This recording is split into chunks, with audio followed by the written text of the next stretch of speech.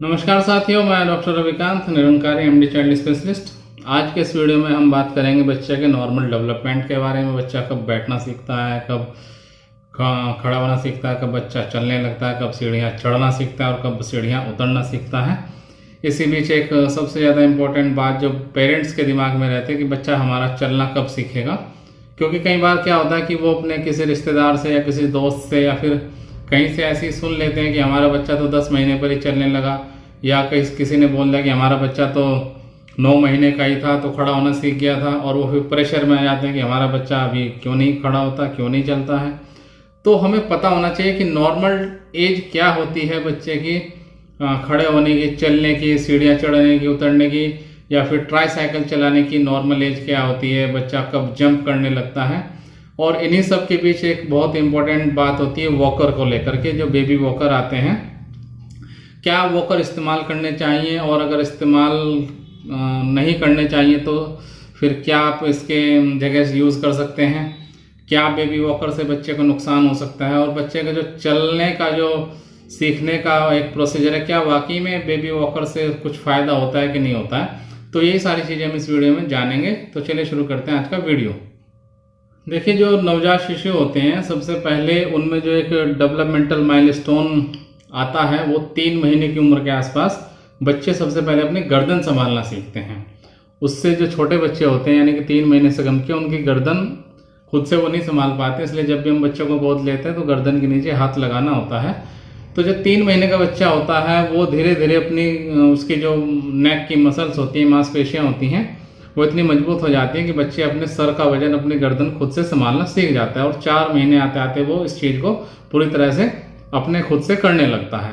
इसके बाद जो 5 महीने का समय होता है, बहुत ही ज़्यादा इम्पोर्टेंट, ध्यान देना सभी पेरेंट्स को।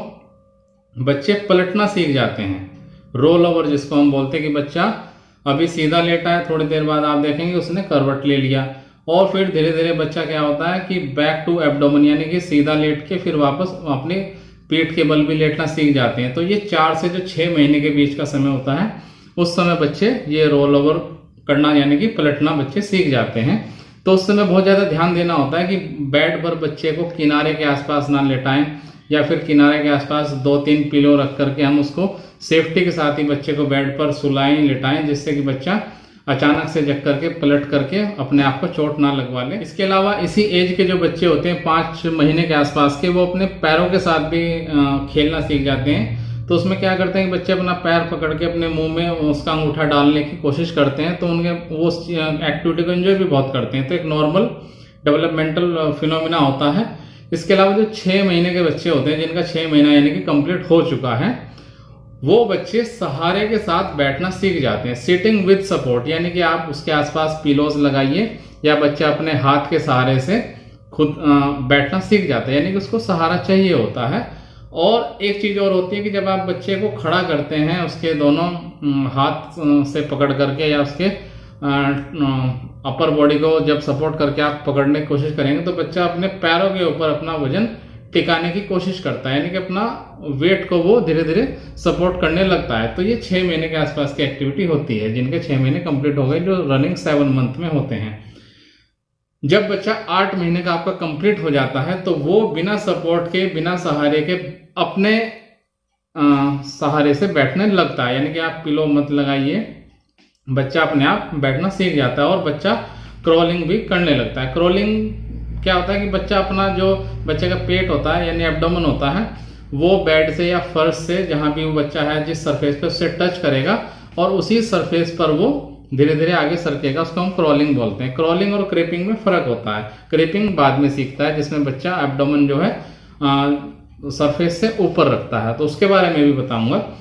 और 9 महीने का जब बच्चा कंप्लीट हो जाता है, 9 महीने पर बच्चा स्टैंडिंग विद सपोर्ट, यानी कि किसी सहारे के साथ बच्चा खड़ा होना सीख जाता है। यानी कि जैसे फर्नीचर का कोना हो गया, बेड का किनारा, या पलंग का, सोफे, कुर्सी का किनारा हो गया, उसको पकड़ करके, यानी या फिर पेरेंट्स के हाथ अगर उसके बच्चे के पकड़ते हैं, तो विद सपोर्ट बच्चा खड़ा होना लगता है, यानी कि उसको सहारे की जरूरत होती है 9 महीने पर।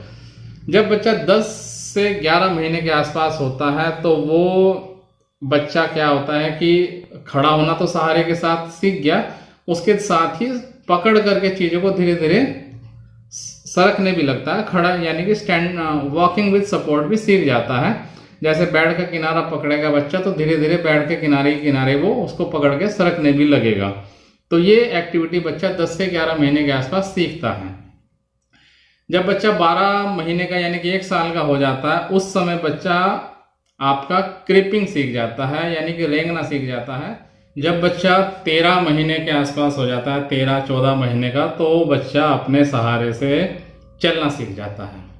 ये नॉर्मल बायोलॉजिकल फिनोमेना है, डेवलपमेंटल माइलस्टोन है, जो नॉर्मल एज है, जो medical literature, medical science, medical books जिसको बोलती है, वो बोलती है कि 13 से 14 महीने या फिर 15 महीने तक भी बच्चा टाइम ले सकता है, और इसको नॉर्मल आप मान करके चलिए, ये कोई डिलेड नहीं है। यानी कि कुछ लोग जो बहुत ज़्यादा परेशान होते हैं कि 12 महीने का हो गया, 13 महीने का हो गया, बच्चा क्यों नहीं चलता है, और कई बार परेशान होकर के बहुत सारी अपने इधर उधर सलाह भी लेने लगते हैं। तो जो नॉर्मल एज है वो 13-14 से 15 महीने तक भी बच्चे सीखते हैं, और 15 महीने का बच्चा बिल्कुल अपने आप बिना किसी सहारे के फुल्ली इंडिपेंडेंटली चलना सीख जाता है। और 18 महीने यानी 1.5 साल का बच्चा तो पूरा भाग दौड़ रनिंग एकदम सीख जाता है। और जो व्हील वाले ऑब्जेक्ट हैं जिनमें पहिए, ऐसे चीज़ों को सरकाना, ड्रॉअर को खोलना, एक्सप्लोरर टाइप के होते हैं, हर चीज़ को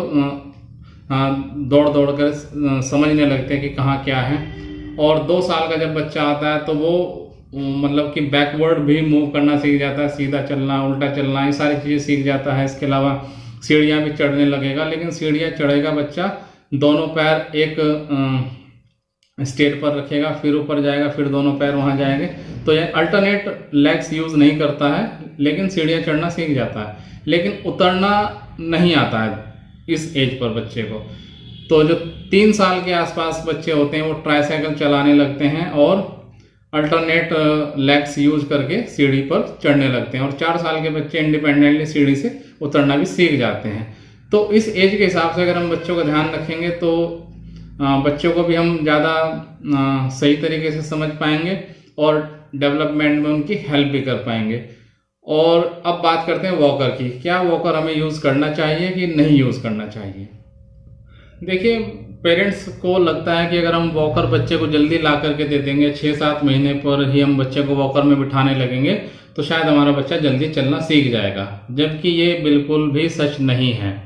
बल्कि कई मामलों में तो उसका उल्टा होता है कि जो बच्चे वॉकर में बैठते हैं वो देर से चलना सीखते हैं, उनके जो डेवलपमेंटल माइलस्टोन है थोड़े से डिले हो जाते हैं। कई बार क्या होता है कि वॉकर में बच्चे को हम बिठाते हैं तो बच्चे की जो मसल्स हैं वो सही तरह से डेवलप नहीं करती, बच्चे का कोऑर्डिनेशन इतना ज़्यादा नहीं बन पाता है कि वो अपने शरीर का बैलेंस बना करके खुद चल सके और स्टेप अपने ले सके।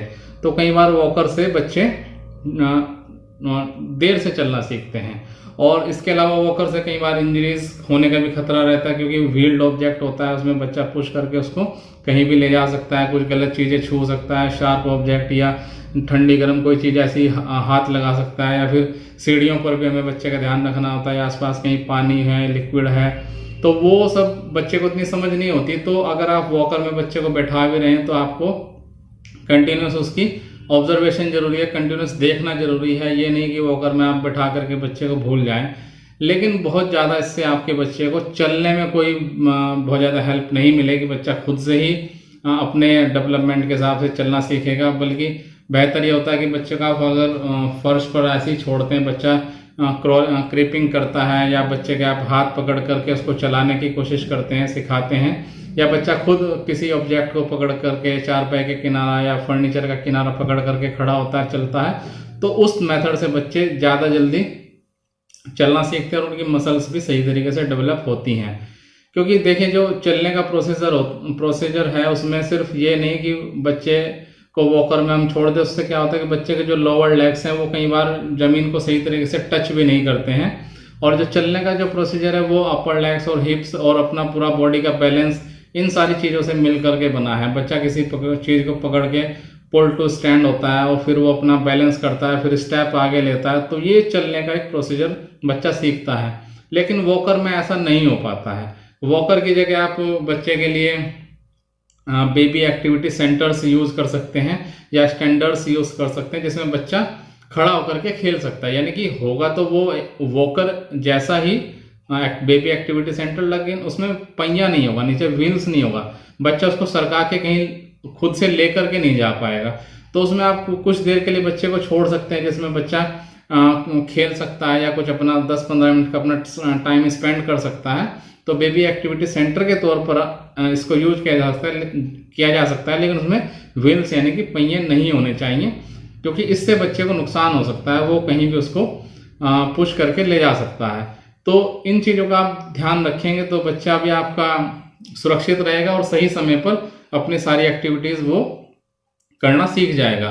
तो इसमें कई बार क्या होता है कि जैसे मैंने एज वाइज बताया कि कौन कौन से महीने पे बच्चे क्या क्या सीखते हैं, और अगर आपको लग रहा है कि आपका बच्चे की एज हो चुकी है 8 महीना और वो बैठना नहीं सीखा है, या 10 महीना हो गया वो विद सपोर्ट खड़ा होना नहीं सीखा है, या फिर और चीज़ें उसकी लेट हो रही है, तो ऐसी कंडीशन में आपको डॉक्टर से, चाइल्ड स्पेशलिस्ट डॉक्टर से, पीडियाट्रिशियन से मिल करके बच्चे का चेकअप जरूर कराना चाहिए और देखना चाहिए कि कहीं इसके डेवलपमेंटल माइलस्टोन डिले तो नहीं हो रहे, कोई और मेडिकल रीज़न तो नहीं है, कोई बच्चे को कोई और प्रॉब्लम तो नहीं है, ताकि समय रहते इन चीज़ों को आप क्योर कर सकें, उनका ट्रीटमेंट ले सकें। तो उम्मीद करता हूँ इसमें वीडियो में दी गई जानकारी आपको काफ़ी हेल्प करेगी। कुछ पूछना चाहते हैं तो आप कमेंट बॉक्स में लिख करके पूछ भी सकते हैं, और चैनल पर नए हैं तो सब्सक्राइब जरूर करिएगा, लाइक जरूर करिएगा और अपने दोस्तों के साथ भी शेयर करिए।